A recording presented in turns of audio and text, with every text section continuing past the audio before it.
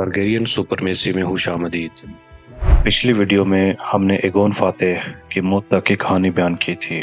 Aegon की मौत के बाद उसका जानशीन बेटा एनिस बादशाह बना। बादशाहत का ऐलान करने के बाद बादशाह एनिस को मजहब के बड़े पुजारी से ताजपोशी के लिए ओल्ड टाउन का सफ़र करना था, क्योंकि वेस्टरोस में हुकूमत करने के लिए मजहब के पुजारियों का साथ ज़रूरी था। बादशाह ने ड्रैगन स्टोन से सफ़र शुरू करते हुए स्टोन्स एंड, फिर वहां से मगरब की सिमत हर किले महल में पड़ाव करते हुए ओल्ड टाउन पहुंचा। वापसी का सफ़र हाई गार्डन, कैसली रॉक और फिर रिवर रन से होते हुए वापस ड्रैगन स्टोन पहुंचना था। रिवर रन में मौजूदगी के वक्त बादशाह को पहली बगावत की खबर पहुंची, जब हैरन हॉल में बागी, जो कि खुद को हैरन द ब्लैक का पौधा बताता था, ने हैरन हॉल में घुसकर नवाब को साथियों समेत कत्ल कर दिया, जबकि कुछ साथी उसके साथ मिल गए।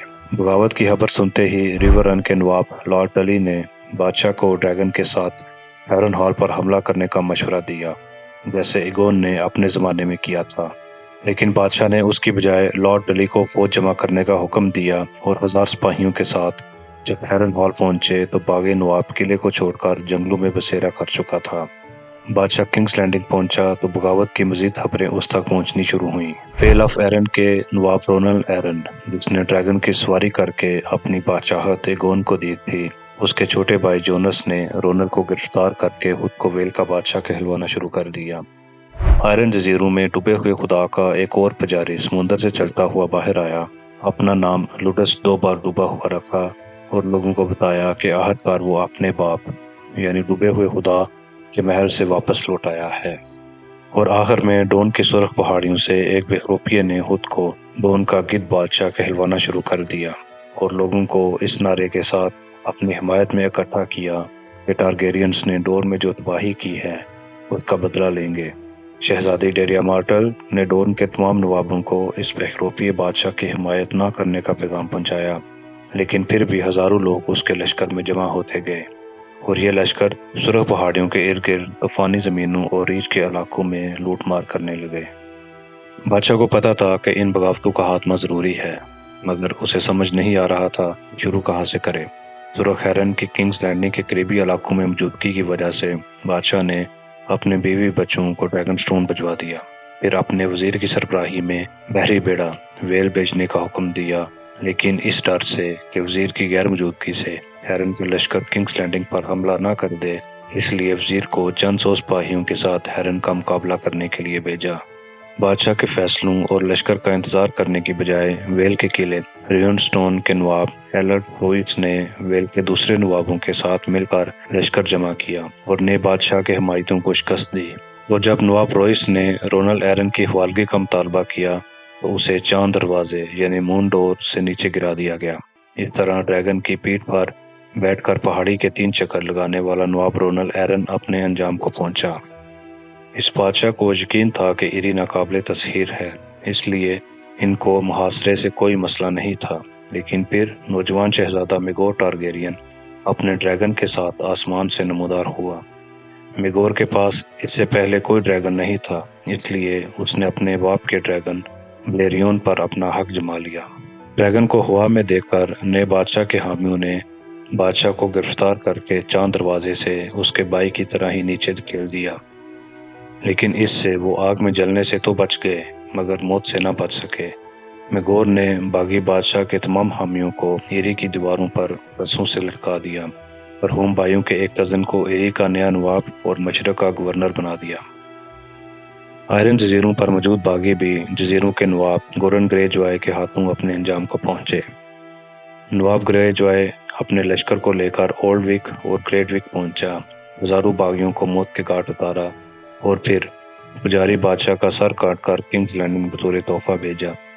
बादशाह एनिस इस तोहफे से इतना खुश हुआ कि नवाब ग्रेजवाय की कोई भी ख्वाहिश पूरी करने का वादा किया। नवाब ग्रेजवाय, जो कि डूबे हुए खुदा का सच्चा पैरोकार था, ने मजहब सैमन के तमाम पुजारियों को आयरन जजीरे छोड़ जाने की दरख्वास्त की, जो कि बादशाह एनिस ने ना चाहते हुए भी पूरी की। सबसे बड़ी और खतरनाक बगावत डोन के बेखरूपिये गिद्ध बादशाह की थी। गो के डोन की शहजादी डेरिया मार्टल ने इस बादशाह की हिमायत से इनकार किया था, लेकिन ऐसी अफवाहें थीं कि मार्टल्स के हुक्म पर ही डोन के नवाब باغی بادشاہ کی فوج اور مالی مدد کر رہے ہیں۔ باغی لشکر اتنا بڑا ہو گیا کہ بادشاہ نے اس لشکر کو 2 حصوں میں تقسیم کر کے 2 جگہوں پر حملہ کرنے کا غیر دانشمندانہ فیصلہ کیا۔ پہلا حصہ اپنی سربراہی میں قلعے نائٹ سانگ اور ہورن ہل کی طرف گیا، جبکہ دوسرا سٹورم ہیلم کا محاصرہ کرنے پہنچا، جس کا سربراہ بیوہ کرنے والے نواب ویل کا بیٹا تھا۔ ہورس براتھین، جو کہ اب اورس ایک ہاتھ والا کہلاتا تھا، سٹورمز اینڈ سے نکلا اور محاصرہ کرنے والے لشکر کو سٹورم ہیلم کی دیواروں تلے کچل دیا۔ نواب ویل اورس کے سامنے زخمی حالت میں لایا گیا، اورس نے یہ کہتے ہوئے کہ تمہارے باپ نے میرا ہاتھ کاٹا تھا، اب میں اس کا بدلہ لوں گا۔ قیدی نواب ویل کا ہاتھ کاٹ دیا، پھر دوسرا ہاتھ اور پھر دونوں پاؤں کاٹے کہ یہ سود وصول کیا ہے۔ ہورس براتھین واپس جاتے ہوئے زخموں کی تاب نہ لاتے ہوئے مر گیا، لیکن اس کے بیٹے نے یہ کہا کہ مرتے ہوئے وہ نواب ویل کے کٹے ہوئے ہاتھوں اور پاؤں کو، جو کہ اس کے خیمے میں لٹکے ہوئے تھے، تو دیکھ کر مسکراتا ہوا گیا۔ خود باغی بادشاہ کا انجام بھی ایسا ہی ہوا۔ نائٹ سانگ پر قبضہ کرنے میں ناکامی پر وہ محاصرہ اٹھا کر مغرب کی طرف چل پڑا اور پیچھے نائٹ سانگ کے نواب نے اپنے لشکر کے ساتھ حملہ کر دیا۔ ساتھ میں نواب ڈونڈارین اور نواب سیمول ٹارلی ہورن ہل سے اپنے لشکر سمیت آ ملے اور تینوں نے مل کر ڈورنش لشکر کو ذبح کر ڈالا۔ گدھ بادشاہ زندہ پکڑا گیا اور اس کو برہنہ کر کے سیمول ٹارلی نے 2 کھمبوں سے باندھ دیا۔ شاعروں کے مطابق اس کا جسم انہیں گیدھوں نے نوچ ڈالا جس سے اس نے اپنا نام اپنایا تھا۔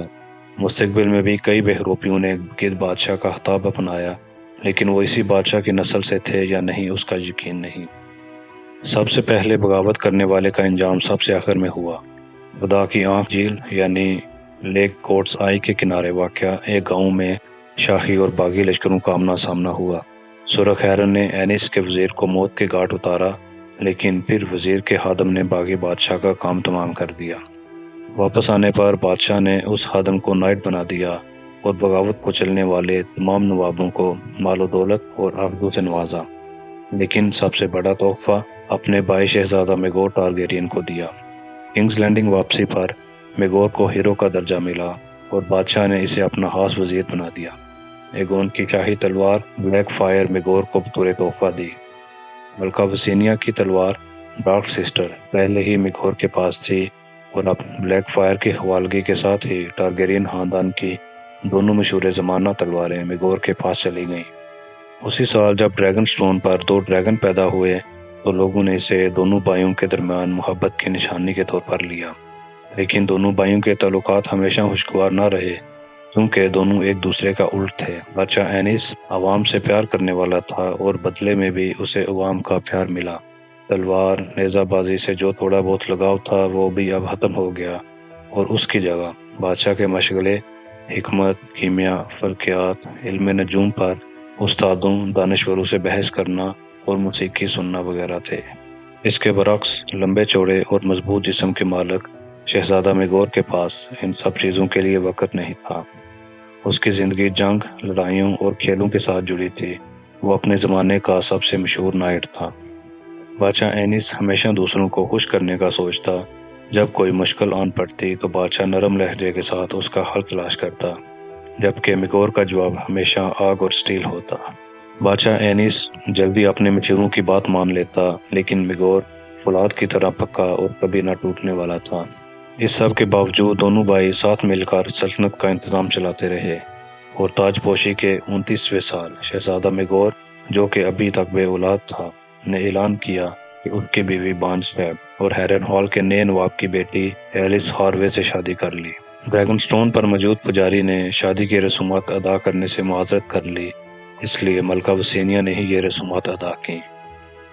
یہ شادی بادشاہ کی رضامندی کے خلاف ہوئی تھی، اس لیے دونوں بھائیوں کی آپس میں بحث و تکرار ہوئی۔ اس غصے میں بادشاہ کے ساتھ نواب ہائی ٹاور لیڈی سریس کا باپ بھی شامل تھا، جس نے میگور کو نئی دلہن کے ساتھ کوئی تعلق نہ رکھنے کا کہا۔